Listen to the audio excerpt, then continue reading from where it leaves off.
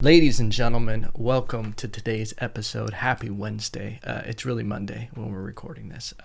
I have a special treat for you. Normally, like Evan, you sing us a beautiful song to start the podcast. You, ladies and gentlemen, are in for a treat.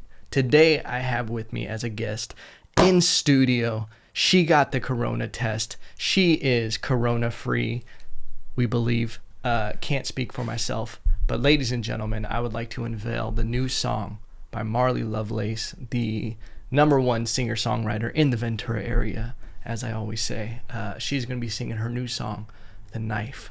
Enjoy. Hi.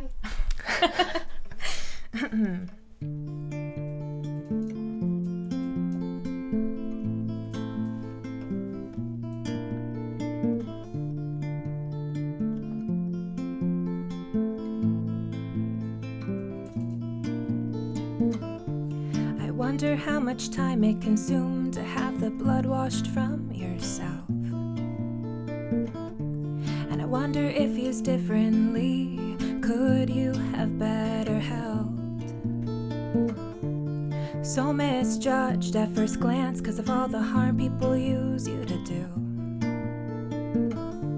I know I wouldn't be alive if it weren't for the help of you.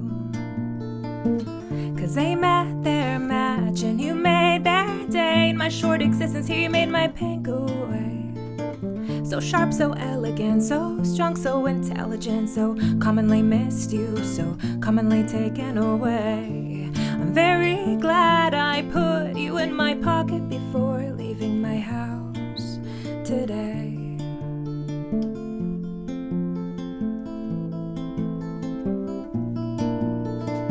Starts off with a classic story. Girl walks home alone. The big bad wolf is hungry, but this chick can hold her own.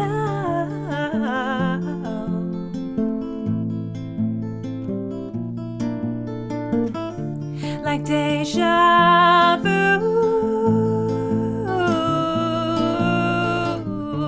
It's sickening how much I knew one day I'd be needing you. Mama always told me to be prepared. Never leave your doorstep, honey, without your knife and a prayer. Starts off with a classic story. Girl walks home alone. The big bad wolf is hungry, but this chick can hold her own.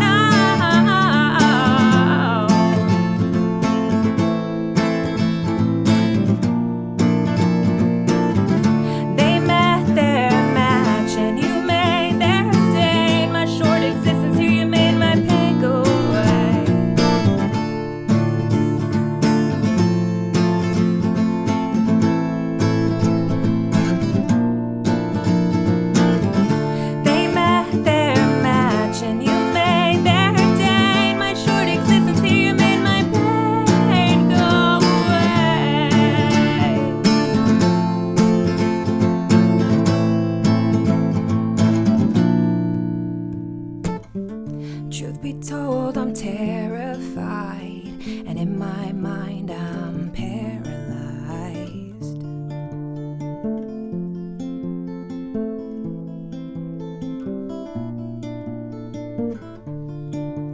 Did you see his face? Could you see mine?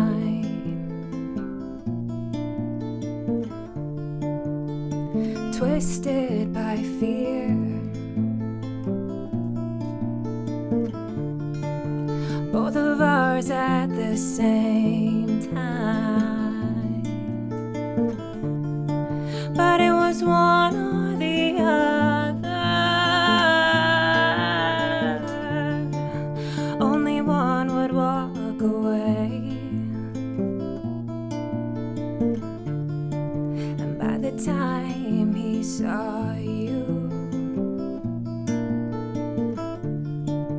it was just too late. A part of both of us died today. Holy shit, ladies and gentlemen. Marley Lovelace, The Knife. Available now on, is it going to be on Spotify? Yeah. Spotify, iTunes? iTunes, all the major platforms. Major platforms. It's We've a big come deal. a long way. It really is. I'm going to take these off because they make a lot of noise, I realized. Dude, I say you're my favorite singer in Ventura County, but it might be overall. Ignore the truck backing up right now outside. Marley is setting off all the alarms on the street. That is amazing, honestly. Thanks. Can I take these off too? Yeah, if you want to. Yeah, that is an incredible song. I like the alternative name you also have for it. You said that there's another name. The Big Bad Wolf. Yeah, I like it. Thank you. Holy shit. Marley and me met at an open mic in my music mic crashing days. Mm-hmm. And I remember the first time I heard, I'm like going to make you so embarrassed right now with these compliments. Oh, fantastic. I remember the first time, because you hear so much music obviously at music mics. And every now and then, I say like one every 50, you hear like a chord progression or a change that I'm like, oh shit. And it's such a unique sound. And that's what I experienced when I first heard you. Thank you. The heavens opened and Satan came out because there's a mix of good and bad in Marley. And I think that's what it is. That's true. That's very true. I think there is that. I think that's what's so balanced about it is that it sounds so beautiful, like tonally, everything, but the story and like underlying tones can be so dark in it. And it's just like, it hits that spice frequency. Thank you. Yeah, I'm very excited for you. Thank you. That song, so I was just recording it, and the song means so much to me that it took me forever to just be okay with pushing send. Yeah. For like was it distribution? Yeah, yeah. It's been sitting untouched for like a couple months, I guess ready, because I just sent it off the way I left it 2 months ago. Yeah. But I just wasn't ready to let go because I was kind of like a mix between scared of how it would be received, but also I felt like it would never be good enough to my standards. Yeah. Dude, speaking of the knife, that is a double-edged knife when you're a perfectionist, because you deal with that where like I can't even talk like anything because I do it too. I have so much unreleased music and just stuff. I know. But I've heard of these secret projects. But yeah, and I feel like that's why I've always urged you to like record it and put stuff out. And that's why I really wanted you to play live, because the song is great. Hearing it is great, but there's something about when you play live that like a room gets intoxicated by it. Like you have that it factor of like, I hate calling it the it factor. Yeah, it's so like, you got the stuff, kid. Stick with me. I feel just weird like hearing that applied to me. I know you and I, it's the chair people, so hold on, I'm adjusting. I know that you and I have talked about the whole what's it called? It's gonna go into awkward dead air right now. Sabotage, not sabotage. Self-sabotage? No, it's the where you feel like you don't belong. Oh, imposter syndrome. Imposter syndrome. Yeah. Yes. So I have that. But then again, like, so I was so anxious getting here and nervous with my anxiety, and I get that way like before every show.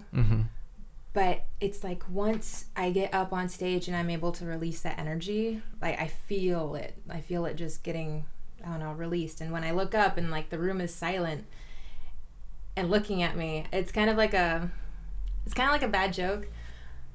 I have such crippling anxiety, but all I want to do is make music, and that involves like being in front of people. Yeah. So sometimes I just think that like Jesus is up there being like, "Hey Luke, come look what my dad made. This is gonna be amazing." Just watching me flounder through life. That's hilarious. That's a great joke. It's my life, man. Yeah. That's all I know. And I can confirm that. Like, Marley does get nervous before performing. But, like, man, I've always seen performers, especially in music. I see it a lot in music where, like, the ones that are so nervous always prepare the most and always perform the best. Like, that's the thing is while you're like that, I would only say the only thing to help you is and this is what I use for myself, is you always just think, no, this always goes good. Statistically, this always ends up going good. Because I've never seen you have a crippling performance. Like, I've never seen, even if something goes wrong, like a sound thing, you're always just like, fuck it. And then you just keep playing. That's my signature, yeah. But it's interesting. And it's crazy to see that, because when I watch you perform, I never see the nervousness ever. Really? It's never visible. It's never shaking. It's never... Really? Or at least to the point where you can notice it. Dude, I have this thing. Look for it next time that we're live when the world is not dying. Yeah. But my eye will twitch, or something of me will be like completely going haywire. Like Really? there's some kind of switchboard activity, short circuiting. But I'll be like in my mind being like, they can't notice, right? They can't notice. Like, just keep going. No. I'm glad you're finally putting this song out. You have a few songs. I don't know. Is Someone to Blame?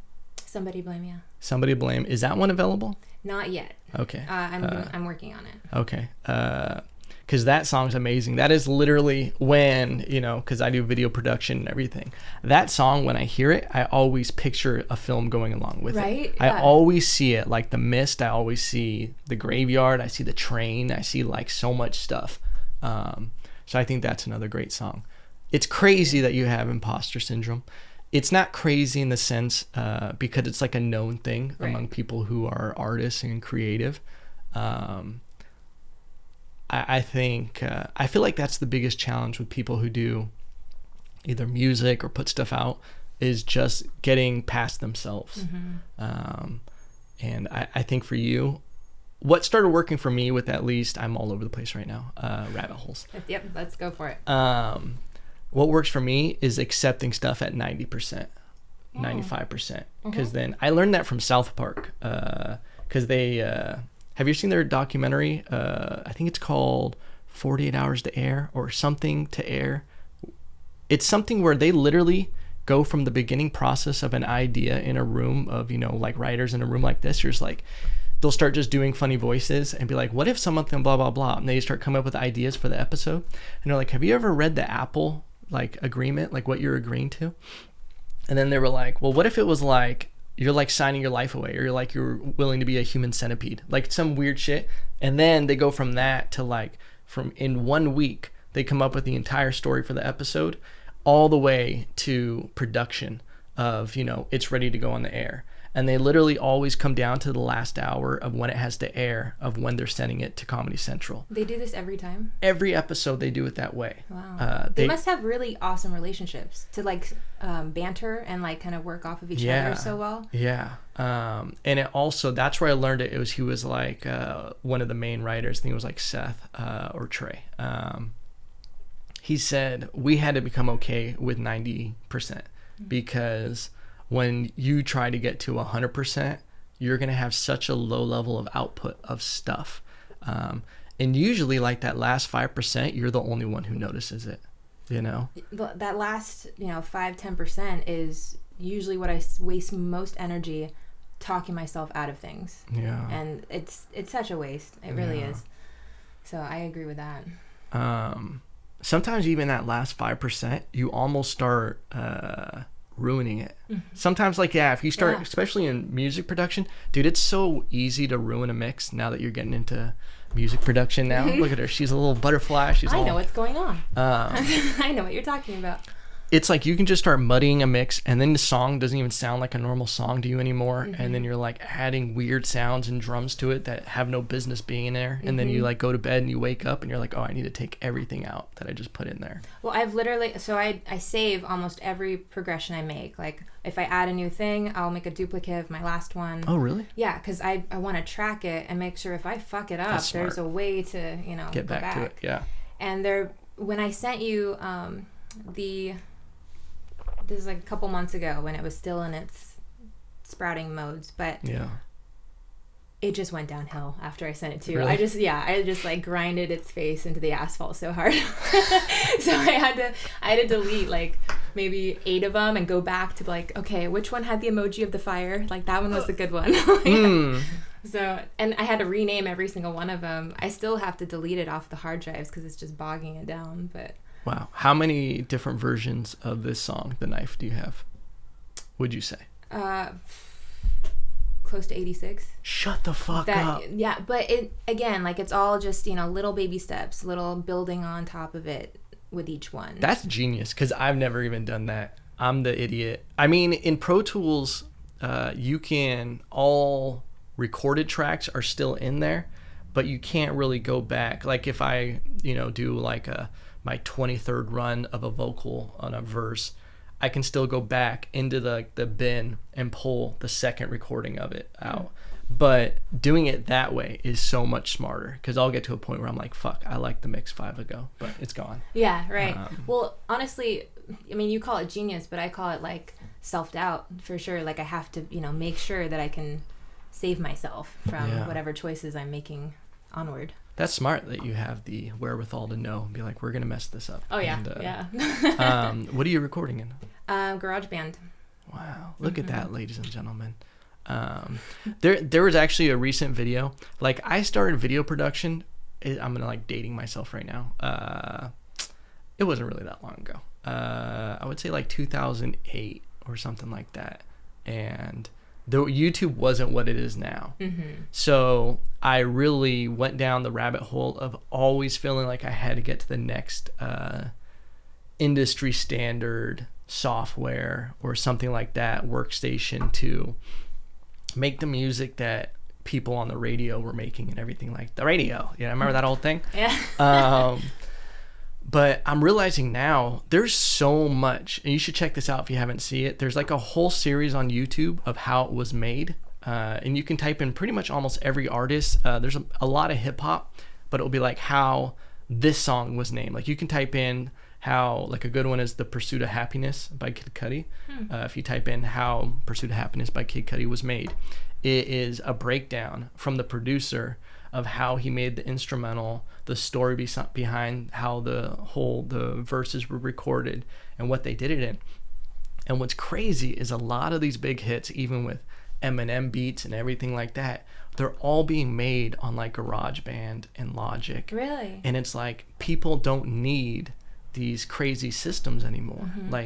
You literally from your place could record a Grammy award-winning song with everything just inside your laptop. It's crazy to think. I do believe that. I am obviously not there yet, but I was so concerned about getting the next big thing like Logic, or there's another big wig one, but I went to a Songwriter Expo this last February, and I was talking to somebody about how, the only reason why I'm not recording and distributing right now is because I don't have Logic. I don't have this next big thing. And this one guy, I talked to the right person. Yeah. Because immediately he was like, I'm going to stop you right there. And he opens up his laptop. He was really just high energy. He was like a walking encyclopedia, just ready for the right question or, topic. So he opened up his laptop and showed me GarageBand, and all of, just really quickly, he gave me a crash course in in 10 minutes. But I was amazed at how much I didn't give credit to GarageBand. Yeah. But it was really because I was on this one thought that it's not good enough. It's not good enough quality because it's free, and people aren't raving about it. It's not sponsored all over the place. You know? So it's definitely a hidden jewel. Yeah, that was a pitfall that I did a lot with music, with cameras, with everything, is you just think it's almost like it's just resistance. Have you ever read The War of Art? No, I haven't. Okay, I'm gonna give you this book. This is the first time I'm unveiling it on the podcast. You bring it back when you're done. Okay. It's a special copy. Hopefully there's not anything weird written in there. Okay, ladies and gentlemen, I've talked about this so many times. The War of Art. You have to read it. This is your homework. Documented and I've received. But this book talks so much about resistance, and it's almost it's literally goes back to just talking yourself out of doing things. And I literally would do anything. I still do it. I still have to write down schedules of when I'm going to do creative stuff, because I'll find something else to do. Yeah, totally. You can justify it. You'll just be like, well, today I have to work on this. Rent is due, so I need to go do this job. I need to go do that. Or even as simple as like, oh, but my cell phone, somebody messaged me, and then you Yeah. turn it on and you get just warped into something else. I was just watching a video before this about dopamine fasting with social media and just like phones and just how addictive like everything is, like the instantaneous of like scrolling on Instagram, and it's just like, it's terrible. But anyway, resistance, and a big forum for me early on was always feeling like, you know what, I could re-record this song, but I'm gonna wait until I get this next microphone. I'm gonna do this and be like, oh, this isn't right, so once I have to mix it this, so let me just wait till I go into a studio and then I'll record this song. I need to make sure, because I don't want to put it out and blah blah blah blah. And then you start finding out crazy shit of how certain artists are just recording. I started on a gaming headset, and that was before I even knew a single thing. Yeah? That's what it's recorded on. No shit! Yeah. Oh, man. Completely. The PS4 headset. Really? Yeah, I had to grapple with my husband for it a couple of times. That's hilarious. He's like, I need to play Call of Duty. I'm flying blind. I got no comms right now. We need to get you in touch with Vanguard Audio. Shout out to Vanguard Audio. This is someone to sponsor right here, Derek. I didn't work with this company, but they actually sent me this mic. I ended up working with them and filming a bunch of B-roll for them. And this is literally like all you need as a musician. It is the least amount of production needed. Like, it's tweaked to just be perfect for like almost an end product. And they look super dope. This is the sexiest mic I've ever owned. And I've owned the Telefunken Copperhead. Anyway, the one gearhead listening to this is like, oh yeah, the Copperhead. For me, I was like... But that's crazy. So you recorded this song, The Knife, on a gaming mic. A gaming mic, and also when my husband won our fights, he was very patient with me, so I had to let him, get one. Shout out to Spence. Game in there. But the iPhone earbuds. I'm totally freaking serious. Like, that's kind of why I was also insecure about sending it out, because first of all, I'm just learning as I go. I've been using the YouTube tutorials. I've been using the YouTube. I've been using the YouTube, man. I'm on the YouTube. I'm on the YouTube. But so I've been just kind of learning as I go, and then using, not so great, quote unquote, quality stuff. But I mean, it gets the job done. Yeah. Will I go back and re-record it when I have, more money and more knowledge of what I'm doing? Maybe, but I'm happy with just get it fucking out there, just let it breathe a little. And I like that. Let it breathe a little. That is a huge thing.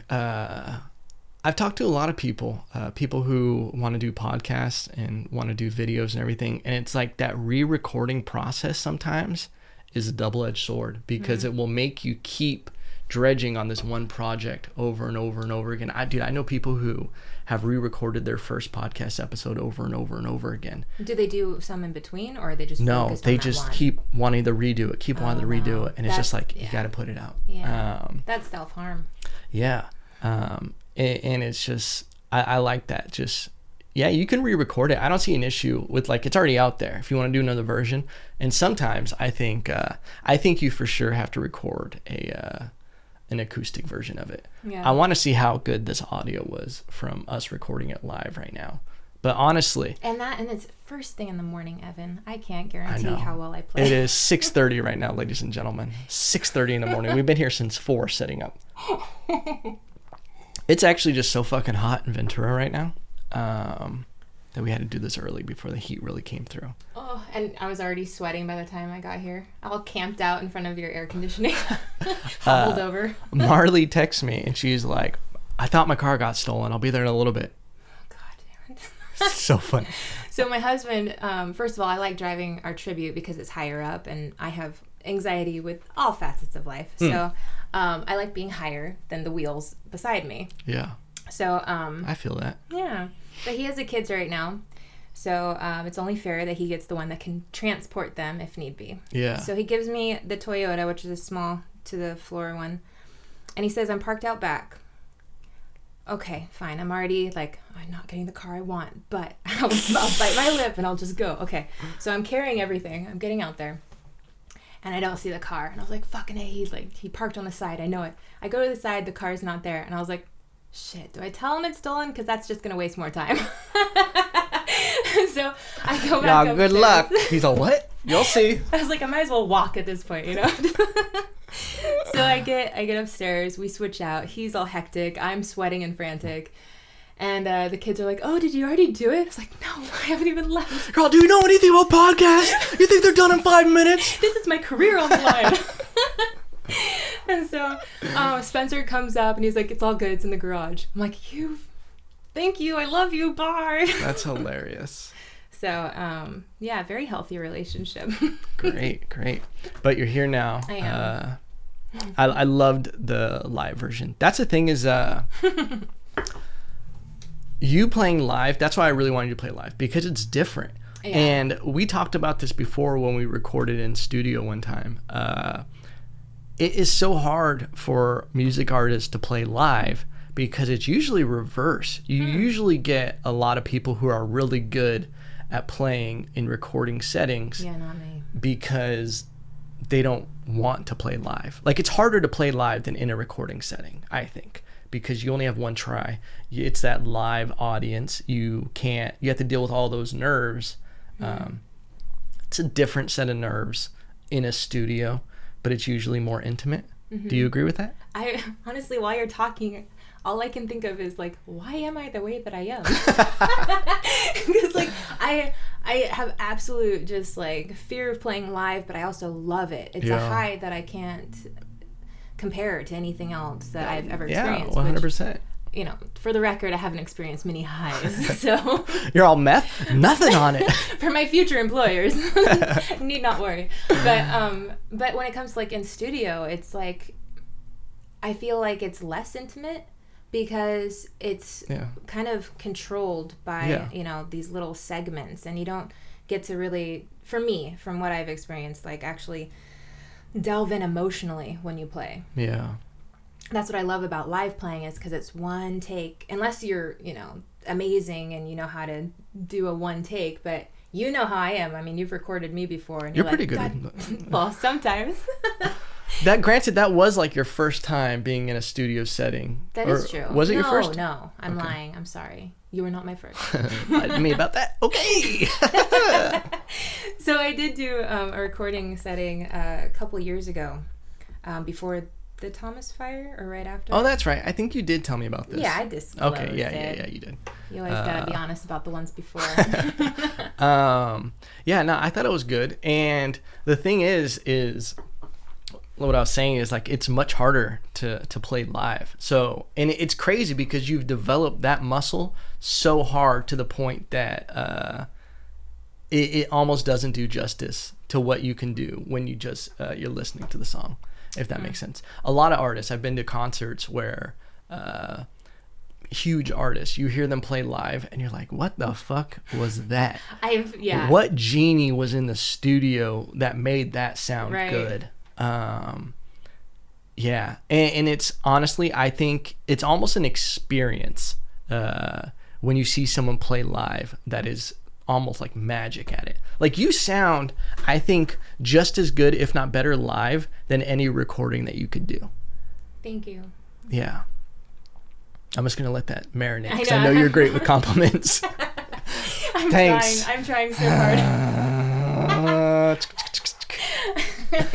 But it's true. I saw Eminem live, and it made me respect him so much more because he literally almost sounded like the albums live. It was that, and from what it seemed like, it didn't seem like he had a live track that he was lip singing to. How do you feel about lip singing? Lip syncing? Is it singing or syncing? It depends on what you mean. When someone's like, what was that famous one? And she did like a trot. Was it Jessica Simpson's sister? It was Jessica Simpson. So we're thinking of lip syncing. Yeah. Lip singing? We should know this. We should know this. I think it's syncing, because you're syncing your lips to the song. Right? I think we can be safe saying singing. I was really sure of myself until you questioned it. Is it singing or singing? Is it syncing or singing? Or is it sinking like a ship? I'm just kidding. Let's take it to the audience. Yeah. Well, leave it in the comments of what you think it is. Tune in or call in. But yeah, what do you feel about that when you see? I think it has its place. It depends on what. I mean, it's a very safe answer. It is, right? Hey, I've prepped for this. We're gonna be PC. You just lean out to your lawyer. You're all. So what do we think? We respect people's choices to do whatever they want at any time, wherever, whenever. #Shakira. I think it has its place. Like, I can understand. I mean, hell, I look at like the entertainers on the Super Bowl. I get out of breath just watching them. Like, how can they dance and sing at the same time? Which, I mean, they probably are doing that, but I could understand the want to have it at least lower than their actual mic volume. So if need be, they can take a fucking breath and like keep going. Or, I mean, Jessica Simpson, that was just an unfortunate. She did that awkward trot after. Do you remember that? She was like, let me just sea walk a little bit. No, it was like a full-on like country gig, wasn't it? Yeah, it was like up on the seesaw. She thought people like this shit. Play me off. Nailed it. Yeah, I think with that, it almost seems like, yeah, it feels like if you're a singer-songwriter, you're like cheapening the experience for people who paid to see it. Well, then again, it depends. Like if it's an electronic song, you kind of expect there to be electronic elements. But if it were like acoustic playing, you can't lip sync, the vocals. That would be awkward. Well, that, and like for me, every time I play live, it's different. Every time. I can't reenact it.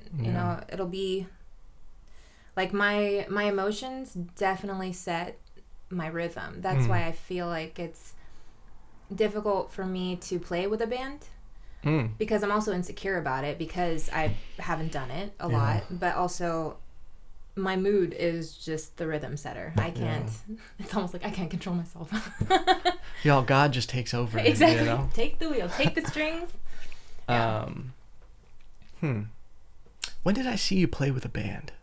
The Christmas show. Epic Christmas show, yeah. That was a fun one. That was seriously the funnest night I feel of my music career. Really? Thus far, yeah. It was a lot of fun. That room was really good. Yeah. Is it Doc Ventura? Yeah. Dude, I did shout out to Robert Quindaro. I did. Stop trying Quindario. Italian. He owns a pizza place. The Leashless stream. Are they still doing it? I haven't really seen it. I haven't seen it either. Yeah. I was gonna ask him. He was supposedly gonna move, possibly. Yeah. I should.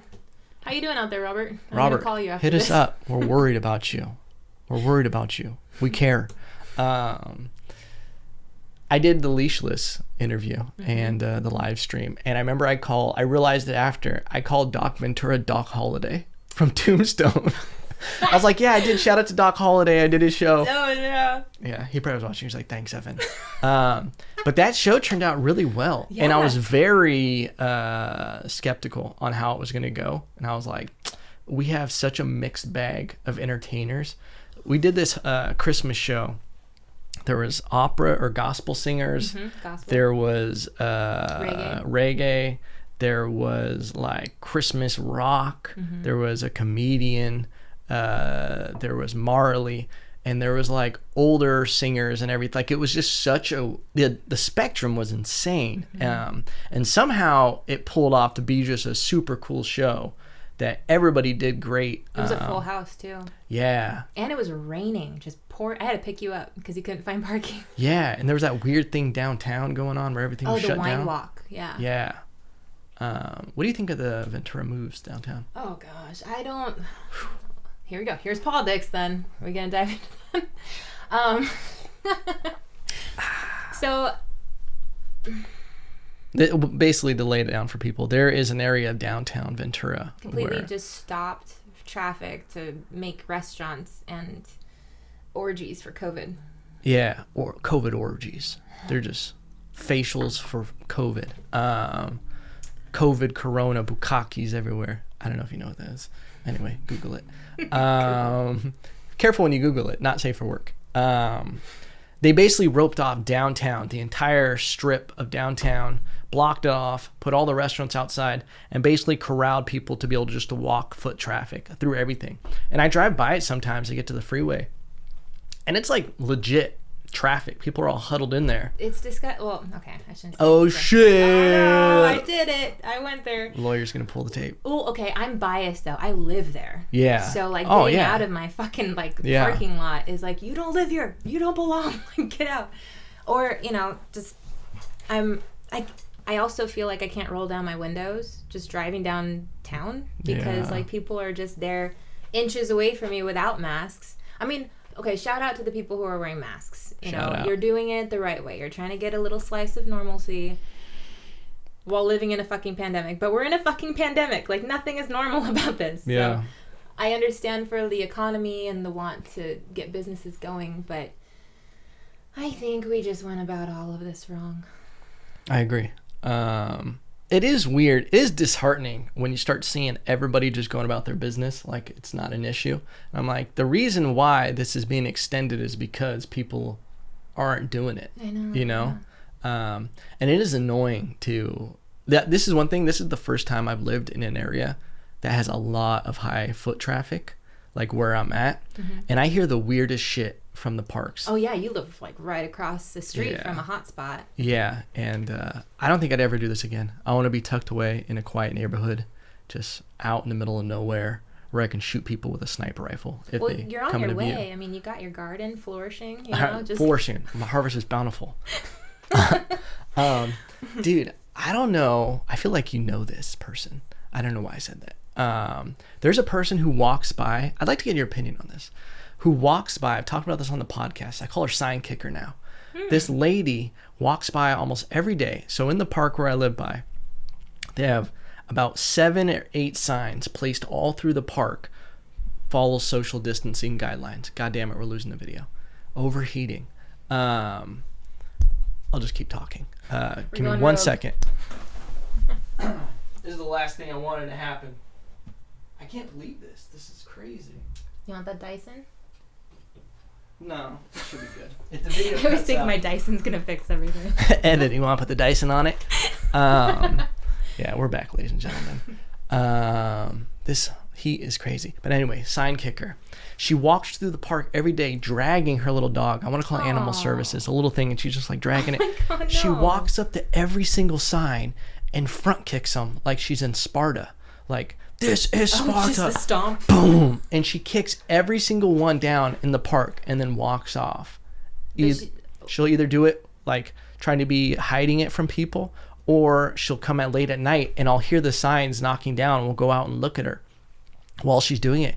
One time she kicked it right in front of me and I was like, wow. Like, I don't even know what to say or do. Yeah. Because that's the other thing. I'm like, this bitch knows where I live. And I say bitch with all due respect.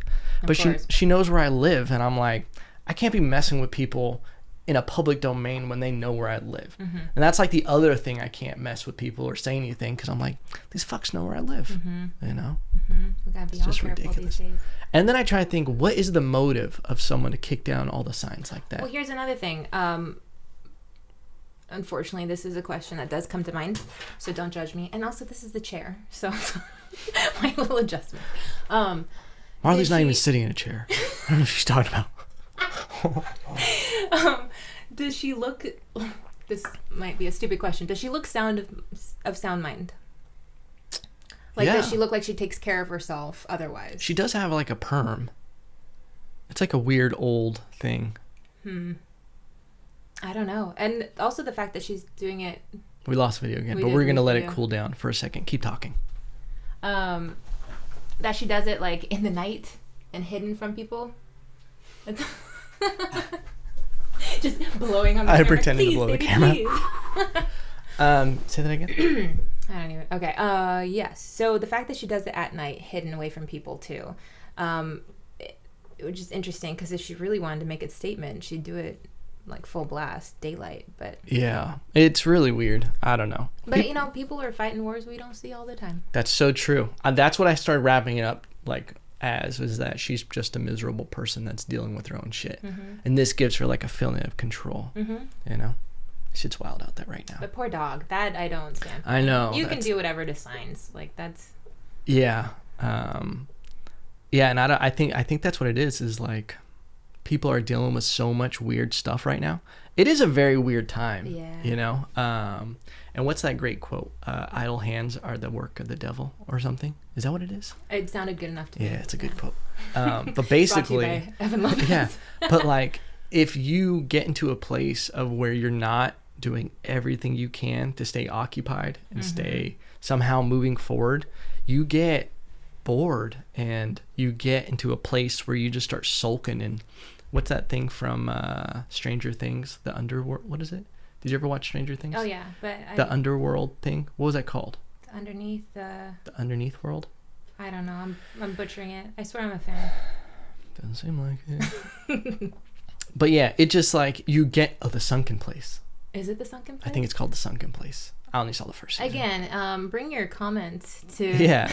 Call in, kids. Yeah, but I think people get into a place like that and then becomes toxic. And it's like social media, I feel like it's changed so much since the pandemic, where it used to be a place of, you know, people would post silly things on Facebook and share too much.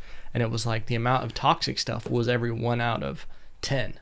But now it feels like the toxic stuff is 9 out of 10. Yeah, it's where it's just stories and posts and videos and just so much stuff to where... What are you considering toxic? Like, because you said oversharing. Is it personal struggles, or are you talking about... No. I started going down into a different rabbit hole right there. That's okay. Not oversharing. Did I say oversharing? At one point. I might be just like holding on. We're going to roll the tape back. No, the toxic stuff. I feel like everything is changing. I don't even know how I got on that. I'm trying to figure out where I said overshare. I want to know. All right, I'll feed you. Come with me, Peter Rabbit. Like, I feel like when I say toxic, a lot of people, like going back to that lady who kicks signs, a lot of people are dealing with like a struggle and they're frustrated. So they need to take it out, whether they kick signs or they find something to be upset with. And what's crazy is that with the current state of the world, whether it's politics, the pandemic, so much different stuff that you could just cling to, people are getting toxic in the way they lash out and attack things or people. Absolutely. Like political stuff, I like to stay away from it, but like I also at the same time dive into it. Well, it's hard to ignore these days. Yeah. And especially with everybody is telling you what to do with your political view these days. I think I understand, like, with your toxicity. It's oh, like my toxicity? No, I was kidding. What are you talking about? Your mentioning of toxicity is that, like, no one's allowed to have different opinions anymore. Yeah. It's like once you have a differing opinion, you know, you're the devil. You're canceled. Yeah. Yeah. So at that point, it is toxic. I mean, we're not supposed to be on this earth to think the same. Yeah. We're not. That would just be this boring, ungrowing, stagnant existence, you know? Yeah. It's good that we challenge each other, but do it in the right way to where, you know, you're teaching instead of condemning. Yeah. I like that. That was a very well thought out statement. Thank you, because I did not think... No, that's great. I do like that. And that's why I've pulled back a lot. I deleted Twitter again because the way I am, and I really absorb people's emotions. This is like... You're an empath. That was the hippiest thing I've ever said in my life. I'm kind of an empath. Do you want some essential oils for your feelings? I'm a Sagittarius, so like I just really rely on the stars, and currently the sun is really hot and it's affecting my mood. But so I start reading comments. Like I made a vow that I'm not reading comments for an entire week. Nice. No Instagram comments, no stories. Comments to other people's posts? Yeah. Or comments to your own too? For some reason, there's some sick little demon in me we all have it. that reads comments on shit that I'm not even involved on. Me Dude, too. And it's the worst because I'm like, oh shit, he just said fuck your mother and he's going to eat your children. And then you grab some popcorn and be like, I want to see where this goes. Yeah. And I'm reading like 9 different comments back and forth between these people with no fucking profile picture that and they have like 7683431 on the end of their name, and I'm like, this is obviously a fake account, or it's just someone's toxic release account. And I'm like, why am I doing this? And then I'll even look at like, I don't know why, I'll look at like Donald Trump's tweets and then just read the comments. And then it's just like, he was like posting about his brother passing away. And people were like, good, you'll join him in hell when you rot for blah, blah, blah. And I'm like, how do people talk like this?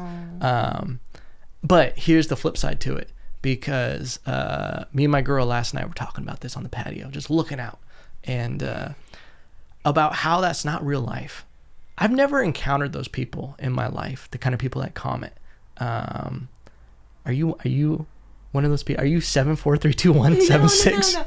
My eyebrows were like, this whole thing has been so unveiling to the kind of people I did have in my life before the pandemic. Because seeing some of the comments made by people that are even parents to some of the kids that my kids go to school. Oh, you know some of these people?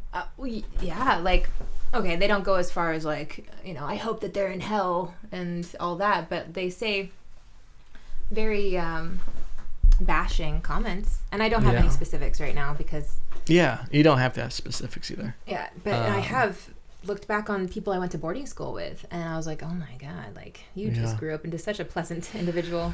Yeah, actually, I take that back, because while I haven't seen the comments of people that I do know that comment like the craziest, darkest shit, I do see a lot of things that people I do know, and even like family members, distant family members, writing stuff that I'm like, how do we have such different views? How do we see the same thing and come up with different perspective? Like when people are too far either way, I'm just like, how did you get there? And it makes me sad that you feel this way, because you see all like, it's like acid. They're just foaming at the mouth, like the aliens from fucking Alien. They're just like, and it's just like eating through the metal of everything. Have you ever seen Aliens? Yeah. When like their fucking little mouth comes out and it's just like, and like it's foaming everywhere. And if I'm too close to them, it gets on me, and then I feel the burn.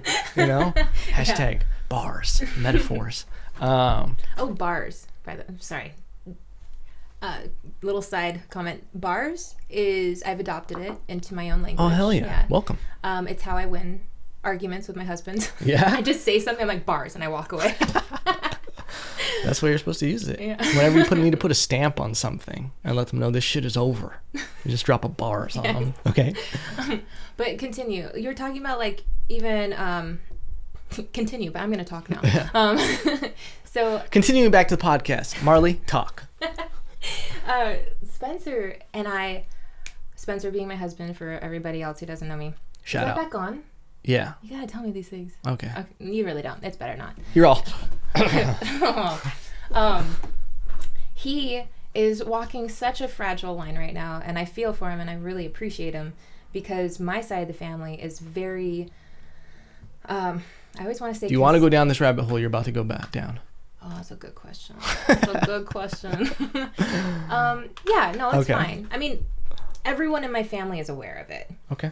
So his side of the family and my side of the family have very different views of the pandemic. And so it puts... That's a rough place to be. It puts Spencer and I right in the middle, because he's walking the line where he sees my side of the family's situation and thoughts and opinions on it, but he also sees his family's. Yeah.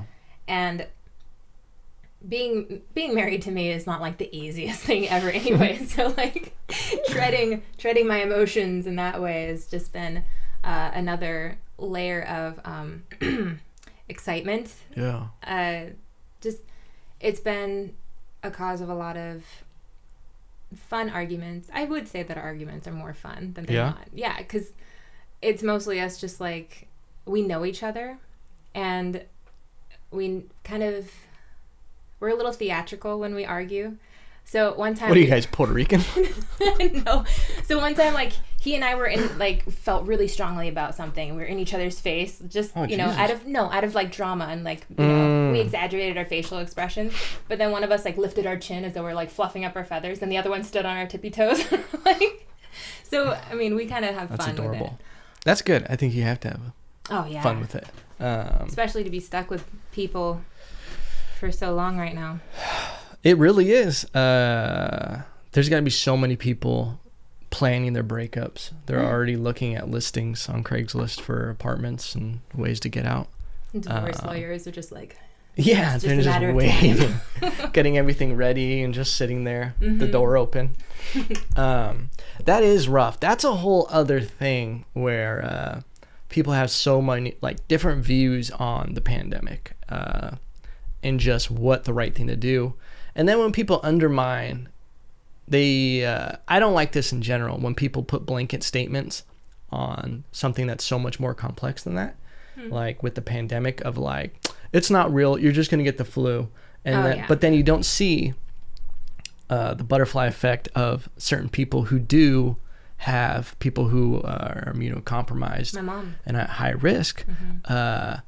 So when you're saying these things, it doesn't apply to everybody. And you just can't, and like me, who's like, I try to be logical and objective, is like, I'm like, it's not that simple to just say, you're going to get the flu, get over it. Everybody needs to go back to work. I'm like, it's not that easy of a fix, because some people are going to go back to work and then they have to help people who are immunocompromised. And then it's just like, it's just not that simple. And when people try to simplify it like that, and why you don't need masks and all that stuff, I can see how it causes friction and how it makes people, and it just doesn't, to use another hippie word of mine, it doesn't validate people's emotions and the way people feel about it. Right. So you're like undermining, like it's just like when someone's really hurt for something, you're just like, get over it, it's not a big deal. Right. It's literally that. But for people's lives. Yeah. Because it affects people differently too. I mean, it's seriously a roulette table of like, what symptoms are you going to have if you get it? Yeah. And I mean, my mom, she has an autoimmune disease. So, I mean, I'm very, very grateful that my family lives in town, because I got my best friend, my sister. Shout out. And, hey, Berkeley. And her husband and her kid, they live with my parents. So it's a one-stop shop for me. Oh, hell yeah. They just potted up, and I am separated. That's gotta be rough, though. 4 people with a kid. Oh, and then when my family come over, my sister, I'm going to say this. She always says, like, why can't it just be you? You have to bring the rest of them. Because I come with a whirlwind. Like, and I know it too. We laugh. She loves them. But, I mean, they're a lot to take. Yeah. My little one especially is like this feral child who... Oh, hell yeah. We call her Tarzana. She was doing pull-ups at 2 years old to get on the phenomenal. top bunk. And you just see, like, the muscles in her back. I'm like, God damn. She's going to destroy me. Because she's fearless, and I have anxiety, so... they're just whirlwinds, and I bring them over with me, and my mom loves it. My dad just kind of squirrels away in his library when it gets too much. He'll come out and play and stuff, but he's busy anyways. Wow. That's good. You can still see them and everything. I saw you guys were doing like through the slider. Yeah. Are you guys still doing that? No, we've actually integrated now. Oh, hell yeah. We waited for the first 3 months to just us being the outcasts and like being outside, which my parents for the longest time were trying to get us inside, but I was not comfortable with it because Spencer still works.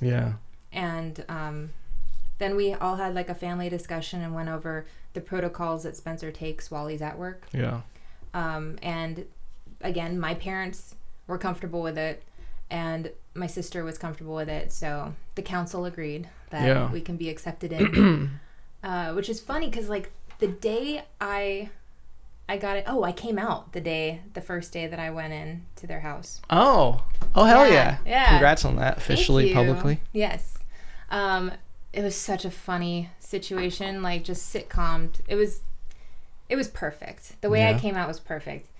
I was sitting in there at the dinner table, just like totally anxious. It was the elephant on my brain, like, all right, I'm finally going to tell my parents that I am bisexual.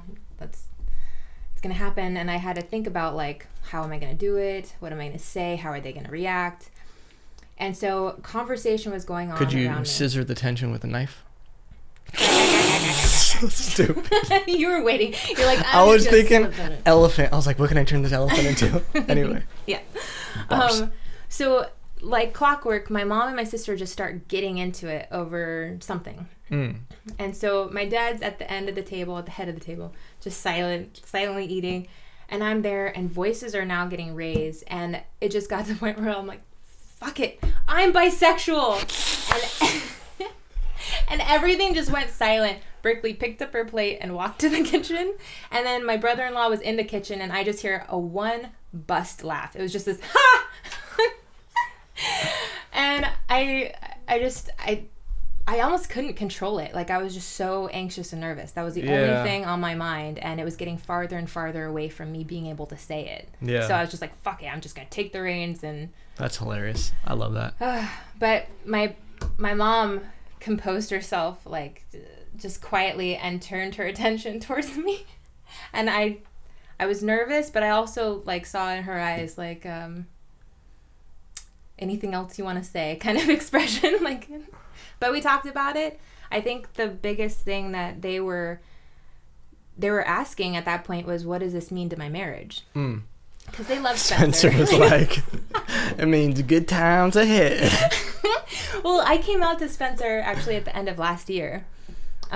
He's all Christmas, huh? You got a Christmas present for him? That actually was not his reaction. His reaction was like, if you want to talk about this, we can. I don't know. This is totally fine. Okay. I came here with 2 goals. Mm-hmm. Not to say anything I'm going to cringe and regret later, and not to cry. Those are the only things that, if I can get through this podcast with those 2 things, I'm gold. How can I make Marley Don't cry? even try. Okay. It's not hard. Okay. So I came out to Spencer, and his first question was like, you're not going to leave me, are you? And I was like... It's a valid question. Totally. And I was expecting that more so than, like, the stereotypical guy of, like, so who you got in mind? Like, because that's not him. We're very monogamous, in probably because we are insecure. Like, we're jealous lovers, you know? Like, you're like, no, this person is mine. Yeah. We've had an inside joke since we started dating. Like, I was talking to a guy at a party, and he came up behind me and just imitated peeing on my leg.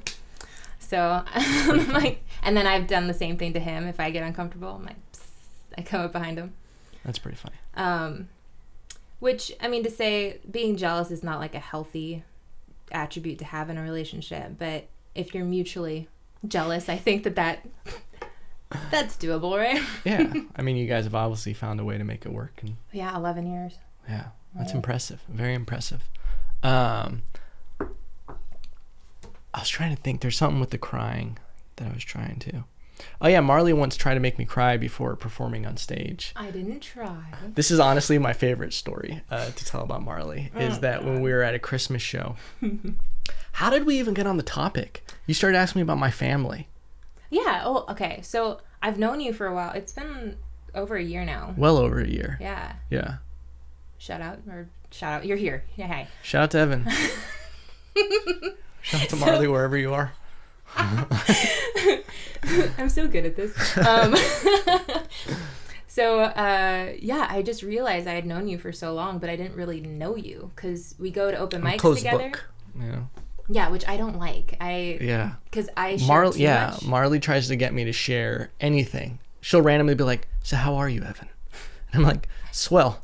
She's like, "No, Evan, I want to know how you really are. What are your fears? What keeps you up at night? Where's the darkness?" That's really what she does, pretty much. And I'm like, I'm doing good. I check in on my mates. She does check in. Yeah, it's nice. I think I just never have had that, so I'm like always just so like being vulnerable emotions, which I think I'm getting better at because of the podcast. I feel like I share a lot on the podcast. I'm very proud of you. Thank you. But yeah, we were talking at this Christmas party. He started asking me about my family, my siblings, and I was like, "Oh yeah, I had a brother pass away," you know, because you were asking me about it. And then before, like, I was gonna go on stage in a little bit, but like the whole mood, the vibe, and Marley just like leans in, all emotional, like didn't really lean in. I'm just doing that to be dramatic. And she's like, "I just want you to know, wherever your brother is, I'm sure he's looking down and he's proud of you." And I was just like. The first thing out of your mouth was, "Jesus Christ, Marley." Yeah. Just the way she said it was so honest. It was like a movie. And I remember being like, "Jesus Christ, Marley, what are you doing to me right now?" Not the time or place. I think you were about to go on, right? Yeah, it was getting close to going on. What was also funny about that night at the Christmas show was I was the only one. I mean, I showed up for all the mic checks and everything, and I was one of the only ones that during my set, because I didn't do a mic check because they were like, Evan's just doing comedy. My mic went out. Yeah. And I was like, cool. The one thing I need to not go wrong right now went wrong. Very cool. Oh, man. But you did great. Thanks. That was a fire set. Thanks, I mean, dude. the whole crowd was just completely, I don't know, involved in it. You could Yeah, tell by it was the a great reactions. crowd. Yeah. It was a great crowd. That was one of those sets where I was nervous because I did material I had never done before. No, you did the turkey. I loved the turkey bit. Oh yeah, I did prepare it, didn't I? Did I do it before or after? I remember I checked in on you a couple days before it, and I was like, so you ready for this weekend? And you're like, what's this weekend? I was like, the fucking pageant, dude. Like, what are you doing? And you're like, oh, Did you say yeah, the pageant? I did, didn't I? It's a pageant, right? I did a pageant also, guys. A beauty pageant. Isn't that's a thing? Maybe. I didn't win events. anything. I didn't wear a tiara, but You won the laughs and hearts of many. I did that night. But it was a good night. What was I gonna say? You weren't prepared. Oh yeah, because he asked me to do the show maybe in September or some shit, real early, and he was like, yeah, if you got some Christmas, you can do like Christmas or holiday material. And of course, me just like not turn down any opportunity. I was like, yeah, I have some Christmas stuff ready for you. But then I realized like weeks getting closer, I was like, I don't have any material really. Because he also said it had to be family friendly. And I had some Christmas material from the year before, but it was like all very dark humor stuff about this, like dealing with like alcoholic relatives and like that kind of stuff. Like it was kind of like just playing on all the stereotypes of holiday interactions. So then like I had to come up with it pretty fast on the spot, and then like all about Thanksgiving food throughout the week. And it's like, man, you can't really find out if something's really funny until you do it on stage. Because like, and I can only ear batter my girl so much with material to the point where it's like, I'm gonna ruin this relationship if I just constantly use her as an audience. But yeah, it went well, but it was just like, it's always nerve-wracking. It's probably the same of playing a song that's not completely finished for the first time in front of a crowd. That's why I make sure to do it at open mics before the actual performance that it's needed. Yeah. Except I didn't do that I wrote a Christmas song for that event. Yeah. And I don't think I played it live to anybody before then. I don't. What was the name of that song? I don't know. I don't even remember how to play it. That's hilarious. This Time of Year, I think. Yeah. I think it's that. Yeah, I think it was. I'm just agreeing. Yeah. Yeah. We've done over an hour. Have we? We've already done over an hour. That's fun. We can talk a little bit after this, but before the camera dies, I wanted to get one more song in, if you don't mind. No. This is my favorite song. Oh, I did want to talk about the knife. This is my favorite song of all time. No. Let's talk about the knife first. Oh, I wanted to give a backstory. Yeah. Sorry, I'm so unprofessional. No, that's fine. I'm just going to take the wheel from here. So I'm more awake. So The Knife is a song that I started writing when I was a young adult, probably like 19 or 20. And it's based off of a knife I used to carry when I'd walk the streets at night because I didn't drive. And there was a few times where, like guys would hassle or catcall from their cars or whatever. No way, guys. I know. It's very surprising. Yeah. And which is somewhat normal, which is disgusting in itself. But this one night in particular, this guy tried to get me in his car. And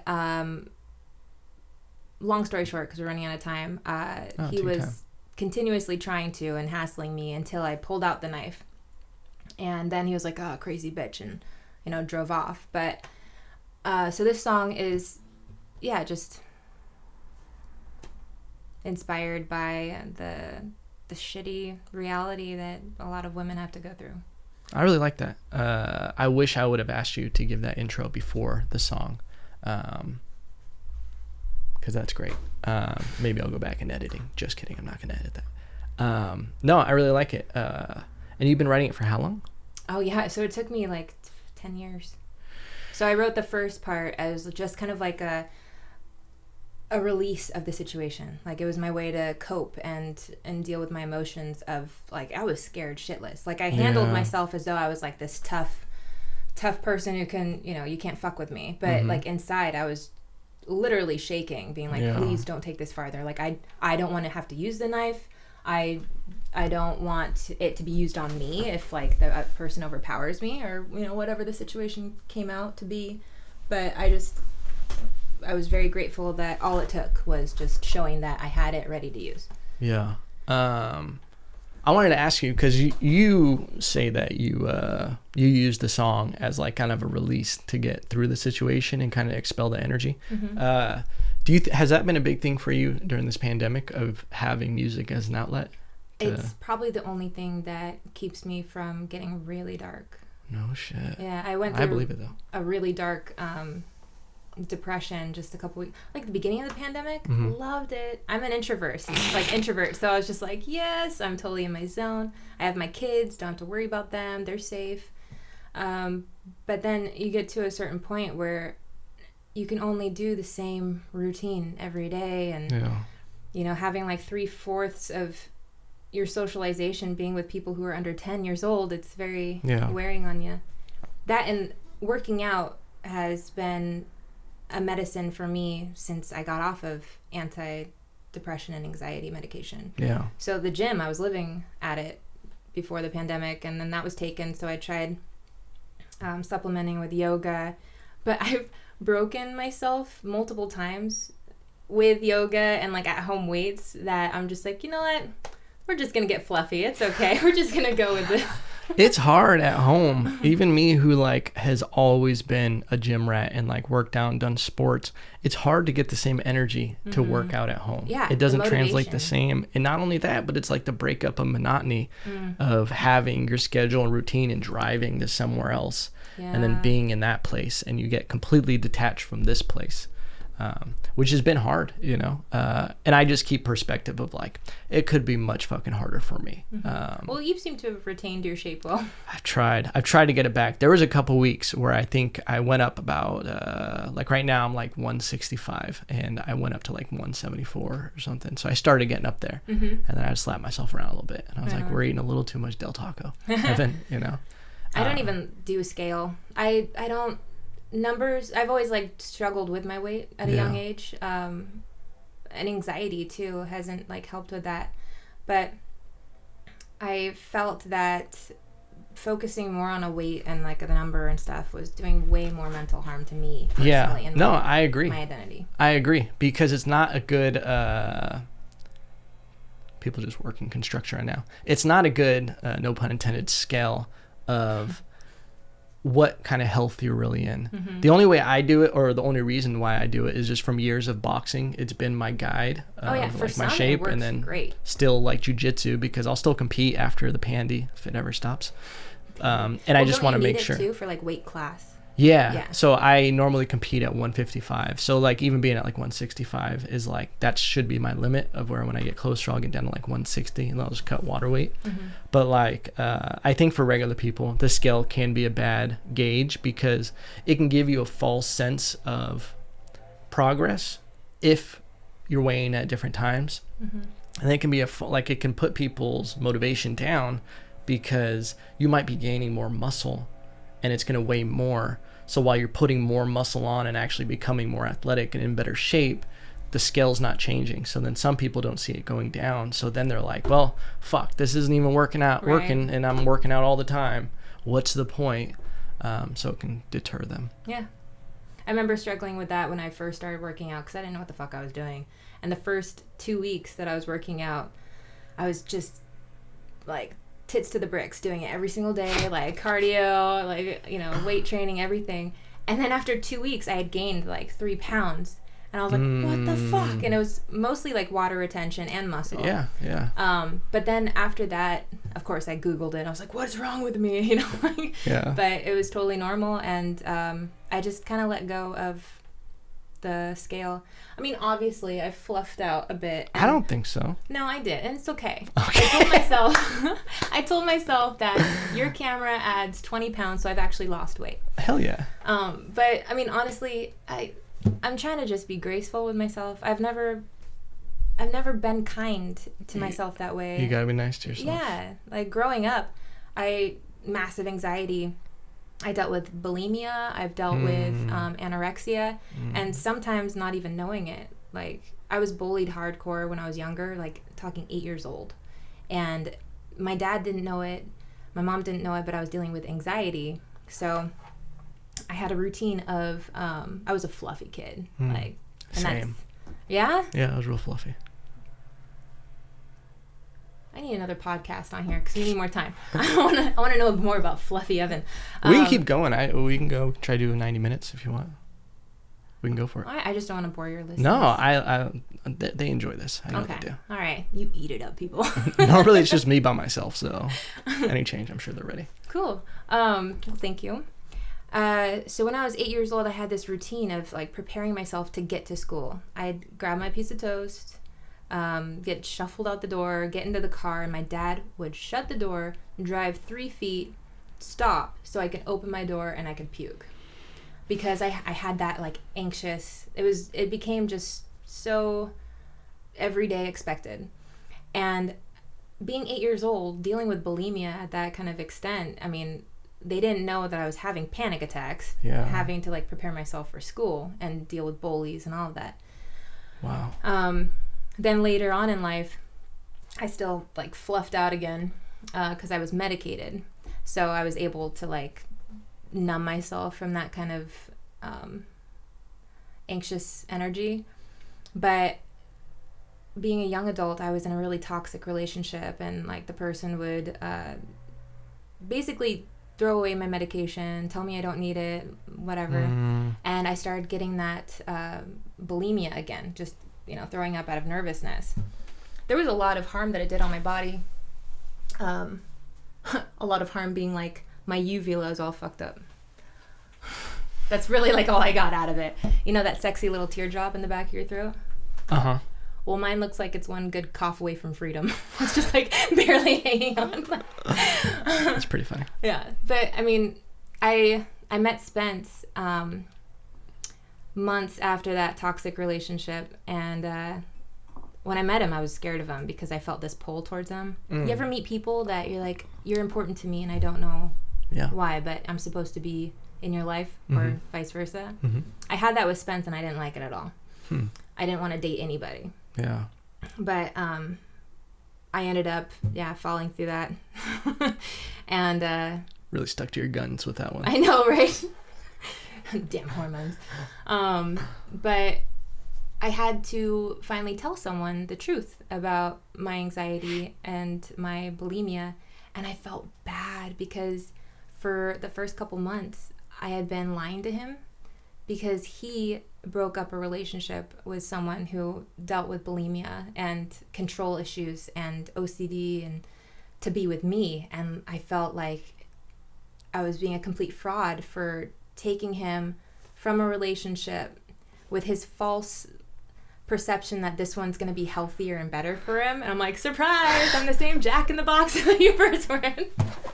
That's hilarious. Yeah. Y'all, this one's just got red hair. It's pink, damn pink it. hair. God damn it, Evan. That's But, hilarious. but it was good because he had his own demons that he was honest to me about with, and I don't know. Ever since then, I was just like, fuck it, We're all human, and I think the more that we are honest with ourselves and are honest up front with people too, the less power those kind of demons have over us. Yeah, I agree. And I also think it's important that like a relationship is balanced in, there's not one person just helping the other person. It's not just like one person has demons and the other is an angel. It never works out like that. I feel like you kind of have to have a balance of, because then you don't have any perspective on being able to understand the other person and what they're going through.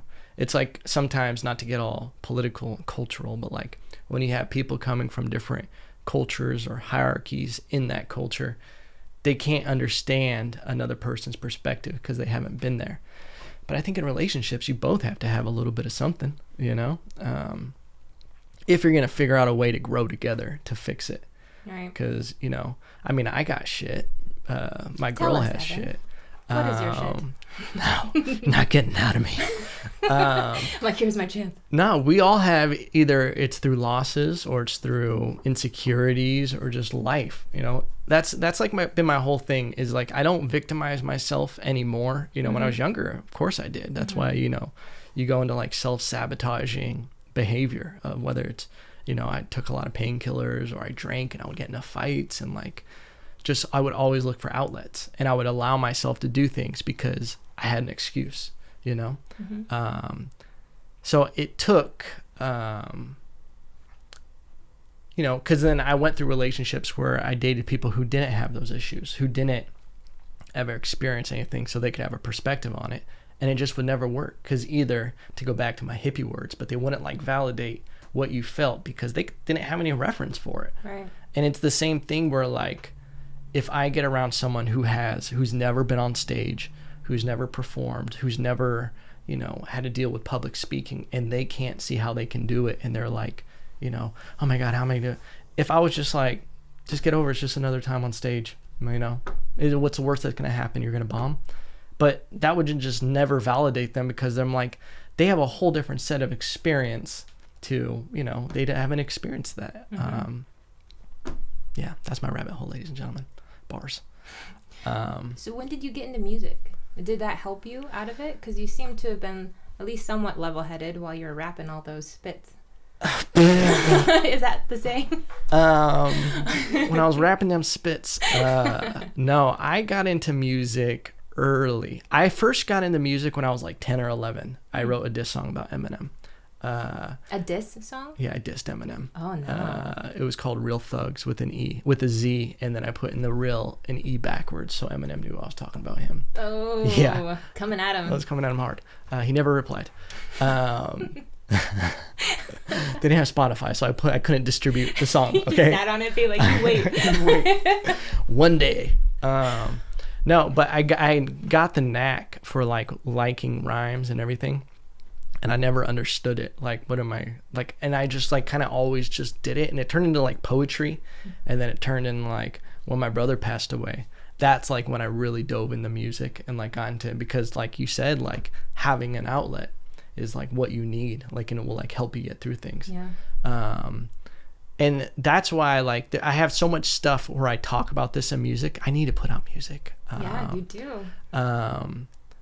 That's really why I got into it. And it was like always the knack, because I can't really sing. Like I can like hold a tune with some sounds where it sounds like I'm almost singing. Like if you hear it, you're like, oh, Evan's like almost sounds like he's singing. Like I sound like someone sounding like they're singing that's not really singing. But so I was always just drawn to like rap and like rhyme schemes. And also the creativity of like coming up with puns. It's funny that you call them puns, but in hip hop they're like bars, you know. But at the end of the day, it's just a pun, you know. Well, see, that's not fair because I've been very clever in our conversations, and you're like, that was really cheesy, Marley. I'm like, but that was my bar moment. But it's just like the idea of hip hop, like with the way it is like I've wrote jokes about, and this is because I'm like a super analytical person and like self-aware, and like when people would tell me like it's really good or something like that, I would like study the art of music and like hip hop, and I'm like, these are nursery rhymes. Like it's so weird that people are rhyming, and it's like supposed to be this tough thing, because at least like when I was first doing music, hip hop had like a different view on it. Yeah. And like, dude, I dealt with every stereotype of like people being like, you're the wrong color, or like you're not from the hood, or you've been in jail, like just the dumbest shit. Wow. So it's been like that view of, I always looked at it because it did start in like an urban culture, and the first rapper ever was actually Puerto Rican. Shout out to DJ Angel in the Bronx. But it did start out as like this like tough street thing, and it's funny that at the end of the day, it's just nursery rhymes. It's just like, I don't know what point I'm trying to make, but it's silly that rhyming is a thing. Isn't that weird? You don't think that's weird at all? That it's just like, yo, hibbity hibbity hop. Like, it's just so funny. Well, yeah, I definitely think that there is a humor, especially when people point it out and you're like, oh shit, yeah, it's a little goofy. Especially, I loved when you said that it's amazing how rhyming is supposed to be like this, perceived as being hard and thuggy. Yeah. I never really thought of that before. Maybe I have, but it's just silly at the end of the day to me. But it's kind healing. Of like an art method. I think too with music, a rhyme scheme has its place in music. So rhyming would as well if it's just spoken word. But I mean, like compared to painting, you have a color scheme. Yeah. So you have to like kind of stay within a range where it's going to be, this chaotic. Yeah. I mean, I definitely like, that's the thing is like, I do see the seriousness and importance in it, but I think I'm just one of those people that pull the seriousness out of things just by nature, like observation. But I mean, I seriously it's dramatic to say I wouldn't be here without music, but like that's so dramatic to say. I wouldn't be. This is the only reason why you invited me. But it's true, like there is something really, and that's why I've always told people you have to do something creative. You need some creative outlet, even if it's just a hobby. Like even if you're not like, I'm gonna do this for the rest of my life, you need a hobby, and it usually is good if it's something that, and that's the thing is when I was doing music, I never realized I was doing it as therapy. It never, like if I had gone to a therapist and they're like, I want you to write out these rhymes of how you're feeling in life, then I'd be like, no. But like I tricked myself into doing it because somehow that's just my outlet. And before that, it was always starting fights at parties, like getting drunk. I had my excuse, let's start a fight just to get out whatever's inside. But then through music and writing, it switched. Like it became, okay, now I'm getting this all out through this avenue. So it's crazy that there is just so much power in something as simple as rhyming. Shout out to rhyming. Whoever was the first person that was like cat and hat, I think it was Dr. Seuss. Shout out to the doc. Not Dr. Dre, Dr. Seuss. Which that leads me to my next part of this. My favorite song by Marley Lovelace. You can find her at Instagram at Marley Ray _Lovelace. How do you spell Ray? R-A-E. R-A-E. Tomorrow morning. No. No, yesterday. So as this podcast is released, it is available on iTunes, on Spotify, all the big dogs of streaming.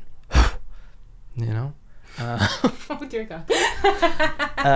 The song The Knife will be out, and this song that she's about to play is my favorite song by Marley Lovelace in the world, we'll say it.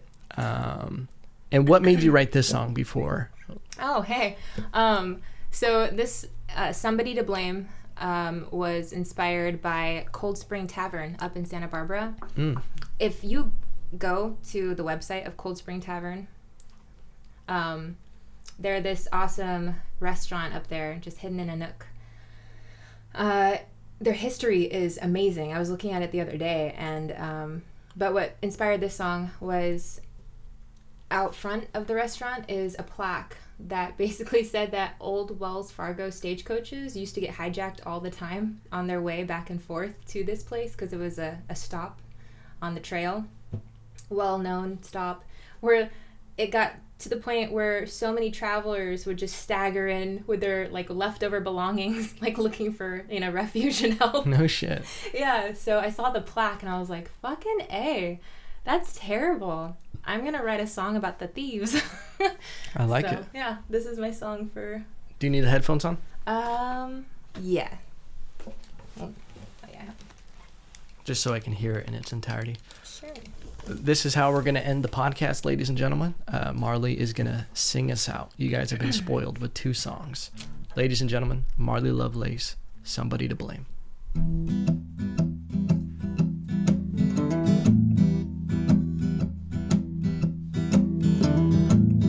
Mama had a few too many empty-hearted baby makings, leaving us with plenty mouths to feed by any means. Ooh.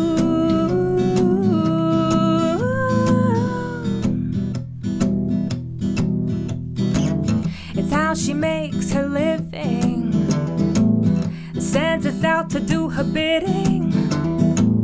Well, I ain't complaining, 'cause we all are thick as thieves, literally. Yeah, Jesse James, he got nothing on me. Well, you can shackle my feet, I'm just a rat off the street. You'd rather sweep away if my blood were to spill. I'd have no name until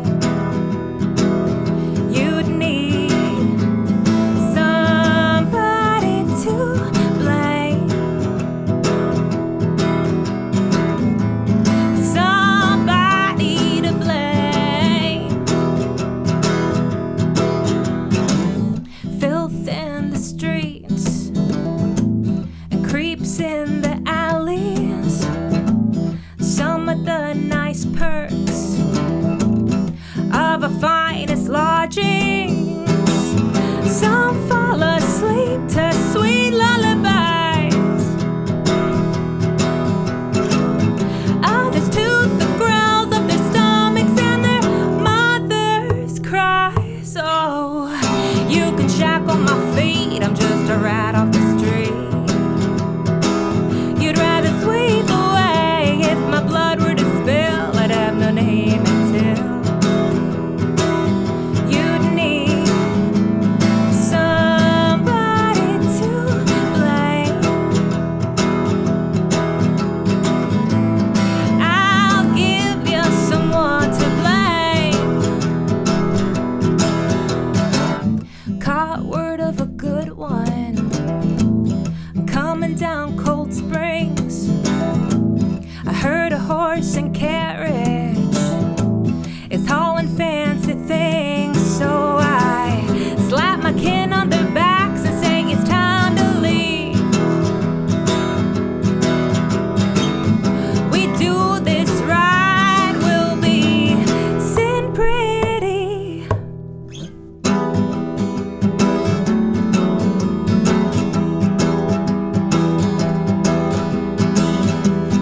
Lady Luck broke my heart today, singing bang, bang, bang, bang. Taste of pennies off her lips as she kissed me goodbye. Bang, bang, bang, bang.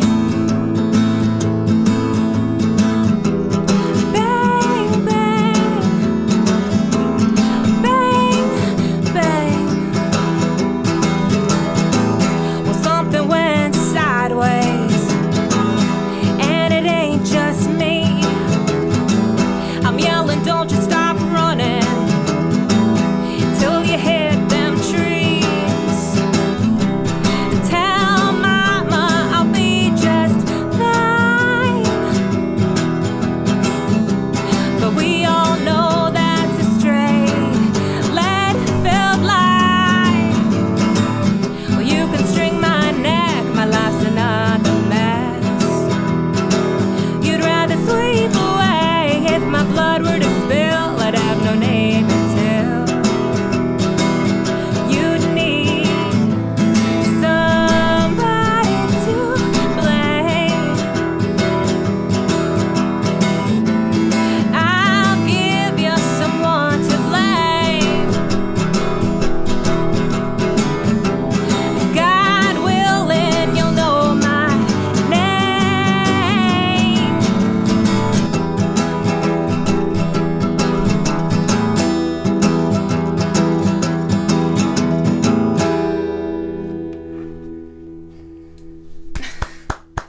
Clap of one. I'll edit it in. We lost the video at the end there. But ladies and gentlemen, Marley Lovelace, thank you for being here. Yeah, thank you for having me. It was a lot of fun. Bars. Bye.